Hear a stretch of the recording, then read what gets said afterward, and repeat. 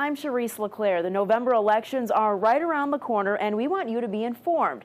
CBS 3 Springfield, The Republican, MassLive.com, and New England Public Radio have joined together to bring you a detailed look at the candidates running for public office. Now here's the Republicans' Rob Rizzuto to introduce us to candidates running for office right here in Western Massachusetts.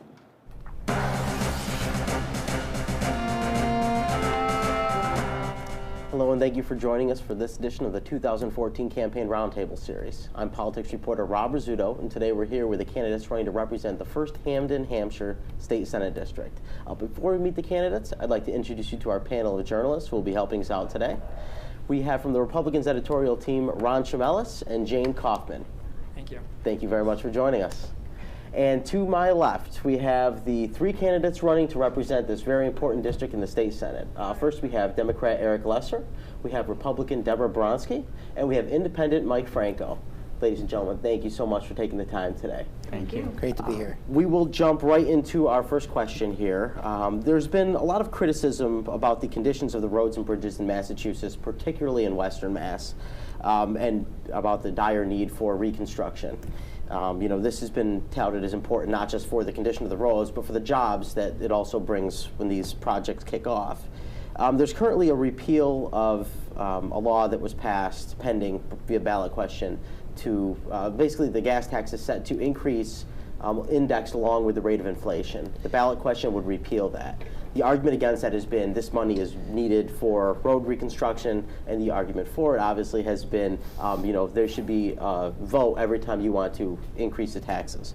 So let's just say if you're elected and this gas repeal, the tax repeal passes, what will you do to fight for this important road funding? And just for this question, Eric, you could start with you. Great, Rob. Well, thank you so much, and thanks for having me. You know, quickly on the issue of the gas tax repeal, I do not support indexing the gas tax to inflation, so I'll be voting in favor of the repeal, and here's why. I don't think that that tax is fair to our middle-class families in Western Massachusetts. We drive more than families in Eastern Massachusetts, and when the price of gas goes up, there's less public transportation alternatives for us. So what that means is an increase in the gas tax comes right out of the pockets of middle-class families who are already being pinched and squeezed too much by our tax system. I think it's, of course, vital to fund our bridge and road projects, and I have a plan in place to do just that, but the funding needs to be done in a fair way, in a way that's fair to Western Massachusetts. They're about to put $1 billion into a 4-mile extension of the Green Line in Somerville when we struggle to get funding for basic road and bridge repair work right here in Western Massachusetts that would help an entire region. So my feeling on it is that the taxing needs to be fair. It needs to take into consideration the living habits of us here in Western Massachusetts, and my feeling is that the funding needs to be done in a fair way. Okay, Deb, on this topic. Thank you. So I am against the automatic increase in tax, just to gas tax, to be clear on that. I believe that the state of Massachusetts has plenty of money. We're a rich state, and we can fund the projects that we need. Just, 3 weeks ago, a 6-foot slab of concrete fell from the 91 viaduct onto State Street. Thankfully, there were no cars or pedestrians there, but we are, as my opponent mentioned, we are in dire need of getting some things taken care of.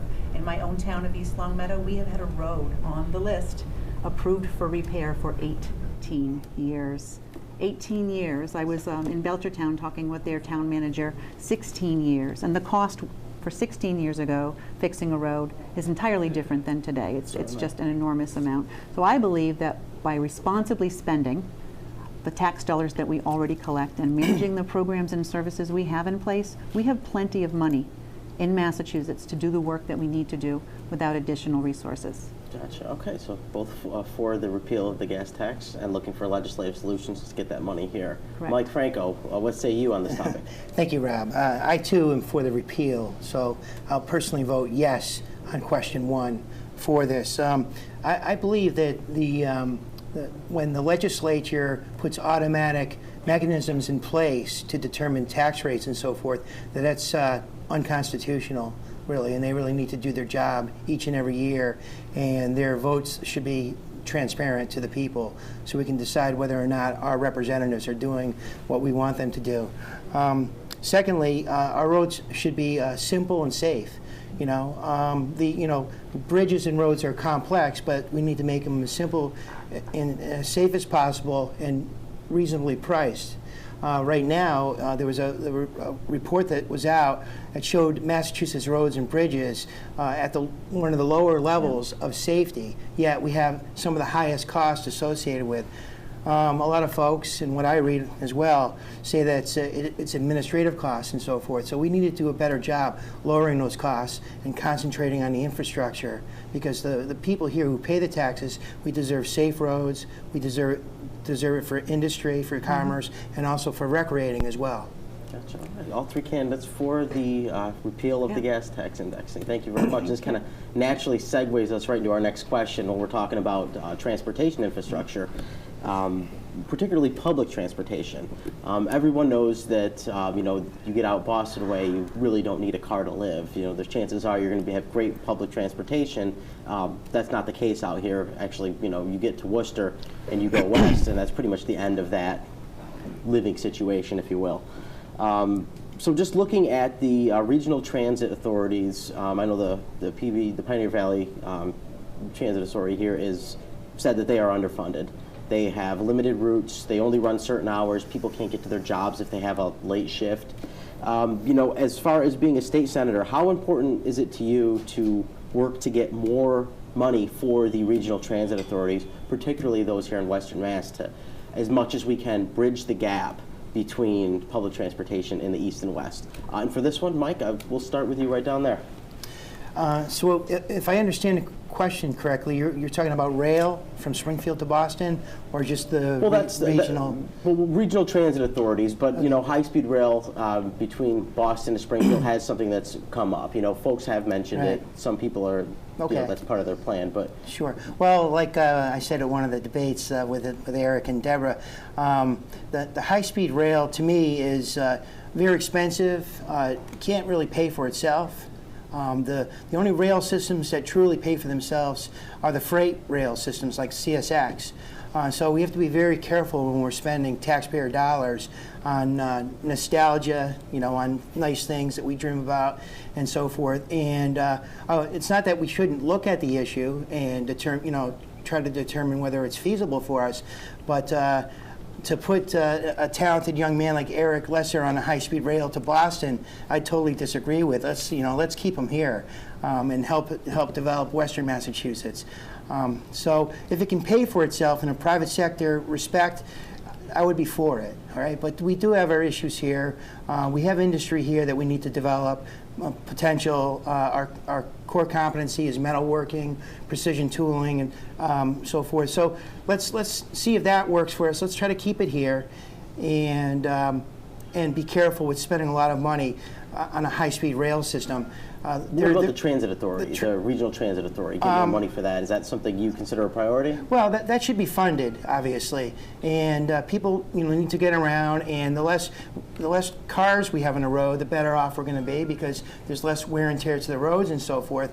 And there's low-income people who can't afford to travel on their own means. So of course that's important. We should fund it, but when we fund transportation, we should make sure that the money goes to the right spot. If we say that we're giving money for roads and bridges, then by golly, let's do that. Let's not spread it out in other places and so forth. If we're going to go with the regional transit, then let's focus on that and give the money directly to that. They kind of get the money and then they start spreading around in other places, and that's where my trust starts to fall a little bit. Okay, a little bit more tactful spending. Yeah. Okay. Debra. Thank you very much. Very important topic. First, with regard to local transit, we need to make sure that people have jobs and have responsibilities, can get there, and not everyone can afford a vehicle. And it's very important for us to take care of the citizens in our cities and towns. And so making sure that access is available on a regular basis so people can get to town, get to their jobs, get to the hospital if need be. These are all important things, and so we should certainly fund that. I will go back to the fact that I believe we have the money and resources we need on a state level. We simply need to spend responsibly and look at where we can reallocate some of our resources. Regarding high speed, It's a great idea. It's not a new idea by any means. It's been talked about for over 22 years. We have plans. We've met with. I've met with many of the members of the Springfield City Council who were there initially when it was talked about, and we know that it's being studied and there are grants for that. And while it's not a new idea, it's still a good idea.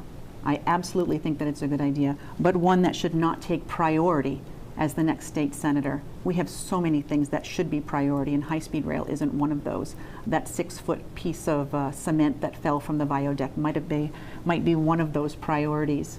I think we should look at the resources we have right now. For example, the airport at Westover Air Reserve Base. We have a beautiful facility there that we could be working on bringing in freight and rail and all those resources to bring goods and services into Westover. It's a resource that we already have that we don't take advantage of. So rather than invest in something new, if we can look at what we have and make investments in bringing more business and more resources into what we have, I think we'd be in a better position. That's a renewed focus on the existing infrastructure that's there. Thank you. Okay. And Eric, on this topic. Yeah, thank you, Rob. You know, a rail link between Boston and Springfield is something I've been talking about since the very beginning of this campaign. And Deb's right, it has been discussed for decades.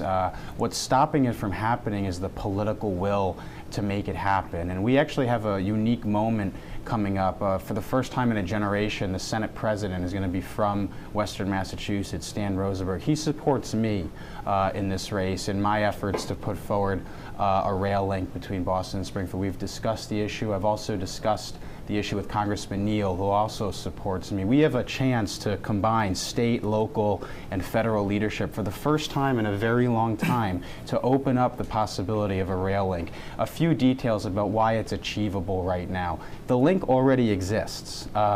Mike mentioned CSX. The rail line already exists. Right now it's a freight line that's operating on that line. A few years ago, the state of Massachusetts purchased the right-of-way between the Boston to Worcester section.